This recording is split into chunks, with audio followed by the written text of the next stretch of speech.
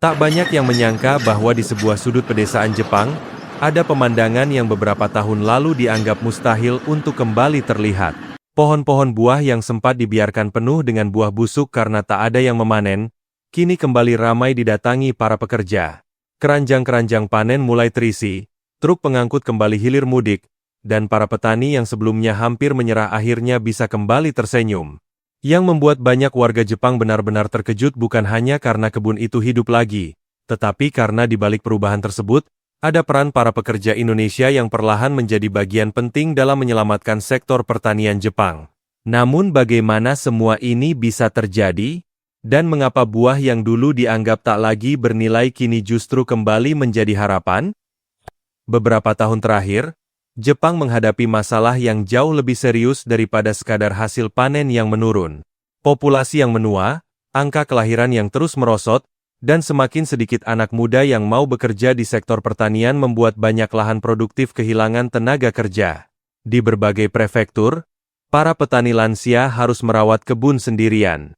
Tidak sedikit yang akhirnya memilih membiarkan buah-buah matang berguguran karena mereka sudah tidak sanggup lagi memanennya tepat waktu. Padahal, buah-buah tersebut memiliki kualitas yang masih sangat baik dan seharusnya bisa menjadi sumber penghasilan.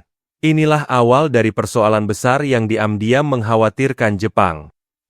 Yang menarik, masalah ini tidak hanya terjadi di satu daerah.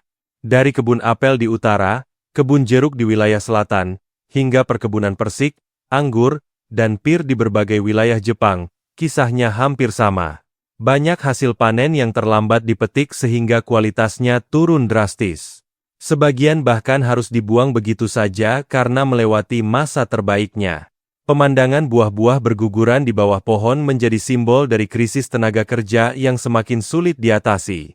Saat itulah banyak pihak mulai bertanya, siapa yang akan meneruskan pekerjaan yang selama puluhan tahun menjadi tulang punggung desa-desa pertanian Jepang? Di tengah situasi tersebut, Jepang mulai membuka peluang lebih luas bagi tenaga kerja asing melalui berbagai program ketenagakerjaan dan pelatihan. Tujuannya sederhana tetapi sangat penting, yaitu membantu sektor-sektor yang mengalami kekurangan pekerja. Salah satu sektor yang paling membutuhkan adalah pertanian. Dan di antara berbagai negara pengirim tenaga kerja, Indonesia menjadi salah satu yang paling menonjol. Bukan hanya karena jumlah pekerjanya yang terus meningkat, tetapi juga karena banyak petani Jepang mulai menilai pekerja Indonesia memiliki etos kerja yang baik, cepat beradaptasi, dan mampu bekerja dengan teliti dalam proses panen yang membutuhkan ketelitian tinggi.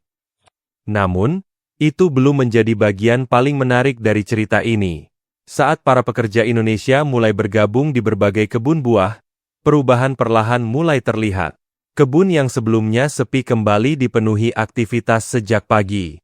Jadwal panen yang sempat berantakan mulai kembali teratur. Buah-buah yang sebelumnya dibiarkan jatuh ke tanah kini berhasil dipetik pada waktu yang tepat sehingga kualitasnya tetap terjaga.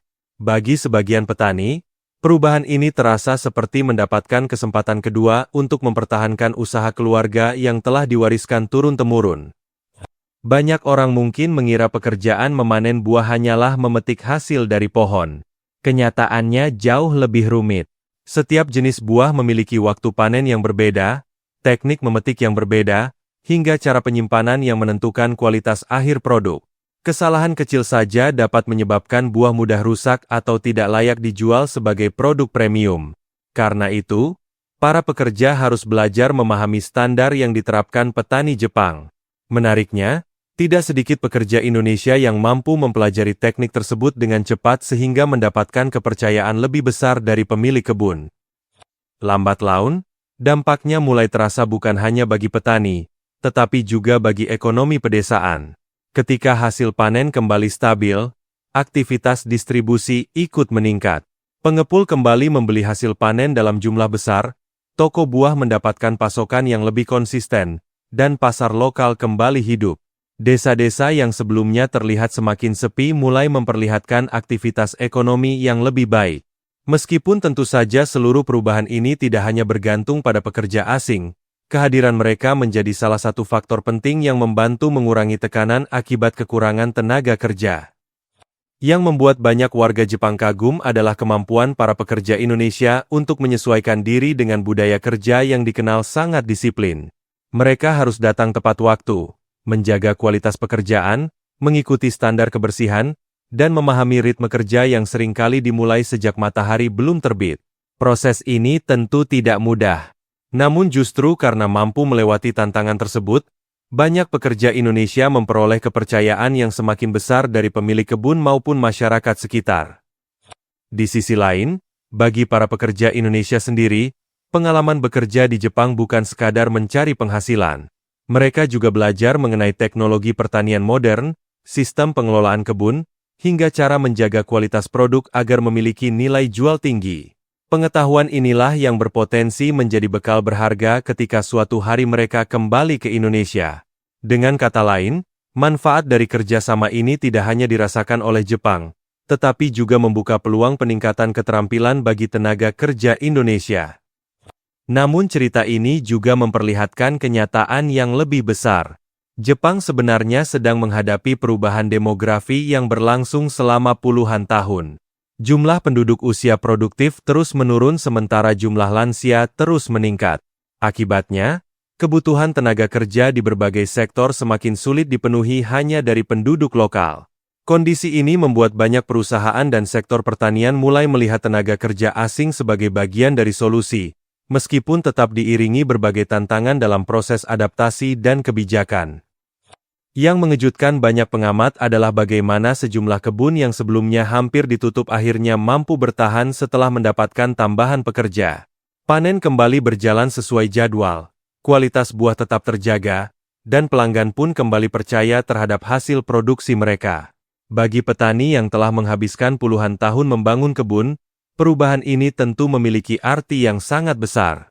Mereka tidak hanya menyelamatkan satu musim panen, tetapi juga mempertahankan warisan keluarga yang mungkin telah berlangsung selama beberapa generasi. Meski demikian, tidak semua persoalan langsung selesai. Tantangan seperti cuaca ekstrim, perubahan iklim, biaya produksi yang meningkat, hingga regenerasi petani masih menjadi pekerjaan rumah besar bagi Jepang. Kehadiran pekerja asing memang membantu mengurangi tekanan, tetapi bukan satu-satunya solusi. Pemerintah, pelaku industri, dan masyarakat tetap harus mencari cara agar sektor pertanian tetap menarik bagi generasi muda Jepang di masa depan. Yang sering luput dari perhatian adalah bahwa setiap buah yang berhasil dipanen tepat waktu sebenarnya menyimpan nilai ekonomi yang jauh lebih besar daripada yang terlihat. Buah berkualitas tinggi dapat dijual dengan harga premium, digunakan sebagai bahan makanan olahan, bahkan diekspor ke berbagai negara. Karena itu, keberhasilan menjaga proses panen bukan hanya menyelamatkan hasil kebun, tetapi juga menjaga keberlangsungan rantai ekonomi yang melibatkan banyak pihak, mulai dari petani hingga pedagang. Hubungan yang terjalin antara petani Jepang dan pekerja Indonesia juga perlahan berkembang menjadi lebih dari sekadar hubungan kerja. Dalam banyak kisah, para pekerja diajak mengenal tradisi lokal, mengikuti kegiatan desa, hingga merayakan musim panen bersama masyarakat sekitar. Interaksi seperti ini membantu mempererat hubungan antar masyarakat dan menunjukkan bahwa kerjasama ekonomi juga dapat membangun saling pengertian antar budaya. Inilah sisi lain yang jarang mendapat sorotan, padahal memiliki dampak sosial yang cukup besar. Jika tren kekurangan tenaga kerja di Jepang terus berlanjut, kebutuhan akan pekerja asing di sektor pertanian kemungkinan masih akan tetap tinggi dalam beberapa tahun ke depan. Hal ini membuka peluang sekaligus tantangan. Peluang karena semakin banyak tenaga kerja Indonesia yang dapat memperoleh pengalaman internasional. Tantangan karena kualitas, keterampilan, dan kemampuan beradaptasi akan menjadi faktor yang semakin menentukan.